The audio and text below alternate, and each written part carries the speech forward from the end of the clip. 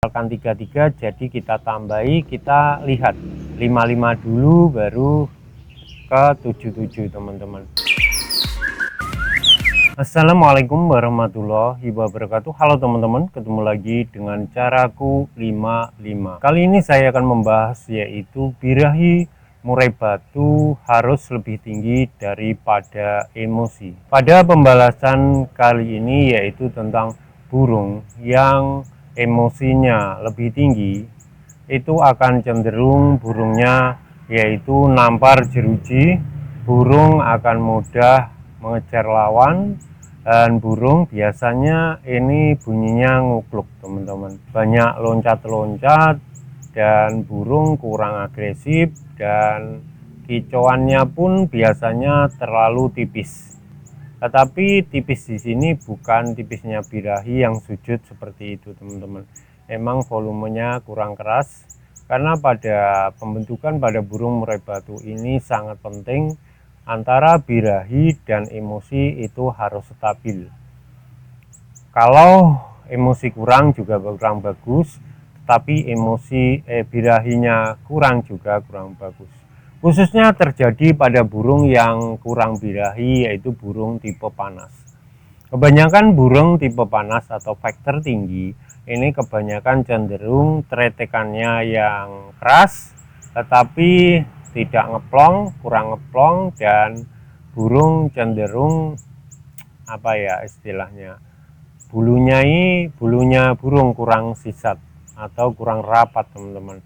Kadang ekornya juga burung yang kurang birahi, yaitu ekornya, speednya ekor itu hanya lemah teman-teman, kalem gitu, kalem tapi dia naik turun tangkringan.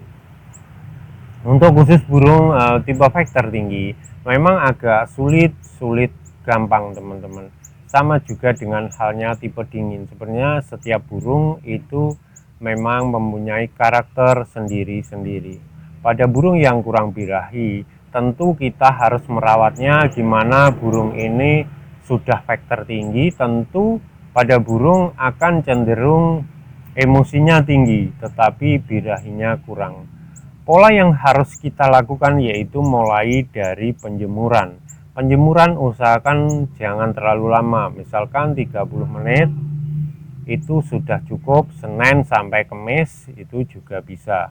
Hal lain yaitu pada pengumbaran. Pada burung yang terlalu emosi, tentu pengumbaran kita kurangi, misalkan seminggu cukup 1 kali. Dan hal lain yaitu proses pada pemberian extra fooding. Extra fooding usahakan pada burung yang tipe-tipe agak vektor tinggi. Untuk menaikkan birahi tentu kita harus menambahkan extra fooding jangkriknya. Misalkan 33, jadi kita tambahi, kita lihat 55 dulu baru ke 77 teman-teman. Hal lain yaitu proses pengerodongan pada burung murai batu yang kurang birahi, vektornya tinggi atau panas. Ini yang harus dilakukan sangat penting sekali, yaitu proses pengerodongan. Pengerodongan saat terlalu emosi, tentu pengerodongan kita kurangi. Misalkan pagi kita ablak sampai dengan sore, baru malam kita kerodong.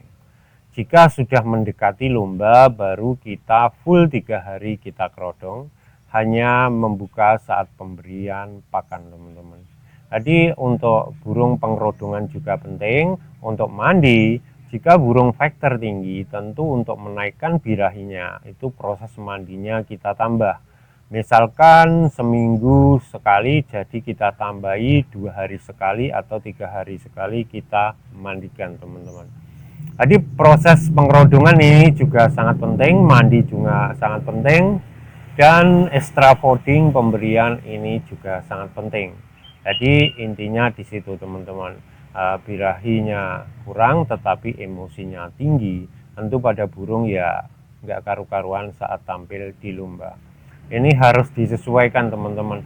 Jadi teman-teman sendiri yang bisa mengatur dan melihat kondisi pada burung itu sendiri, karena setiap burung itu perlakuannya juga berbeda, dan setelah tampil pada burung ini juga berbeda juga kondisi pada burung itu sendiri. Kadang setelah dilombakan, burung malah terlalu emosi nggak karuan. Nah ini teman-teman harus menstabilkan gimana pada burung ini harus diturunkan emosinya. Jadi seperti itu dari saya teman-teman, semoga bermanfaat. Berbagi ilmu itu indah. Wassalamualaikum warahmatullahi wabarakatuh.